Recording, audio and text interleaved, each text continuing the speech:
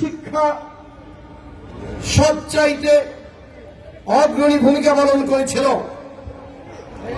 বিশ্বব্যাংকের বাংলাদেশে নিযুক্ত সাবেক কান্ট্রি ডিরেক্টর ক্রিস্টিনা ওয়ালিক বলেছিলেন, বাংলাদেশের শিক্ষা সংস্কৃতি উৎপাদন উন্নয়ন এবং গণতন্ত্রের জন্য দেশনেত্রী বেগম খালেদা জিয়া যদি আর কোন অবদান না রাখে, তাহলে শুধু নারী শিক্ষার জন্য দেশনেত্রী বেগম খালেদা জিয়া বাংলাদেশে যে অবদান রেখেছেন তার জন্য তিনি চিরস্মরণীয় হয়ে থাকবেন।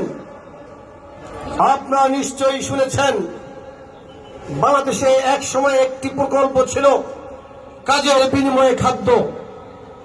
সেই কাজের বিনিময়ে খাদ্য প্রকল্পকে শিক্ষার বিনিময়ে খাদ্যে রূপান্তরিত করেছিলেন আমাদের প্রিয় নেত্রী দেশনেত্রী বেগম খালেদা জিয়া। প্রথমবার ক্ষমতায় থাকা অবস্থায় তিনি মাধ্যমিক পর্যন্ত শিক্ষাকে অবৈতনিক করেছিলেন।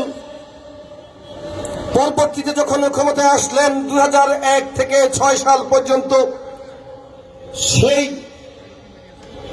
অবৈতনিক শিক্ষাকে তিনি স্নাতক পর্যন্ত উন্নীত করেছিলেন। মূল লক্ষ্য ছিল নারী শিক্ষাকে কিভাবে আরো এগিয়ে নেওয়া যায়।